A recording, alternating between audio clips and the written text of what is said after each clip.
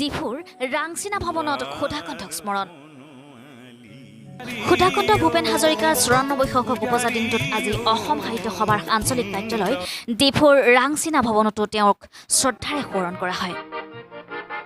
corona কালৰ প্ৰতি লক্ষ্য ৰাখি ৰাংচিনা ভৱনৰ সহযোগত আৰু ডিফু সাহিত্য সভাৰ উদ্যোগত আয়োজন কৰা অনুষ্ঠুপীয়া কাৰ্যসূচীত অসম সাহিত্য সভাৰ ৰাংচিনা ভৱনৰ আঞ্চলিক সম্পাদক জয়সিং টকবি ডিফু সাহিত্য সভাৰ সভাপতি সম্পাদক অজিত সিংনাৰ আৰু প্ৰফুল্ল মহন্ত সাংবাদিক ভগীৰথ ডেকাৰ লগতে অন্যান্য লোকসকল উপস্থিত থাকে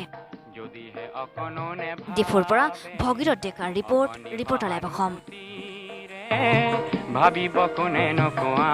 সমনীয়া মানুহে মানুহৰ বাবে যদিহে অকণো নেভাবে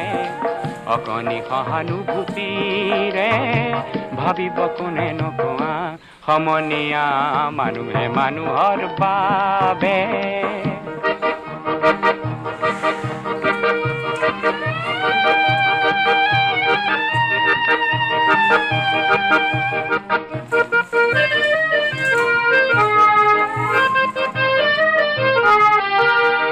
মানুহে মানুহক বেচিব খুজি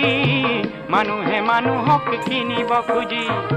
মানুহে মানুহক বেচিব খুজি মানুহে মানুহক কিনিব খুজি পুৰণি ইতিহাস দোহাৰিলে ভুল জানো নহ'ব কোৱা সমনীয়া মানুহে মানুহৰ বাবে যদিহে অকণো নেভাবে অকণি সহানুভূতিৰে ভাবিব কোনে নকোৱা সমনীয়া মানুহে মানুহৰ বাবে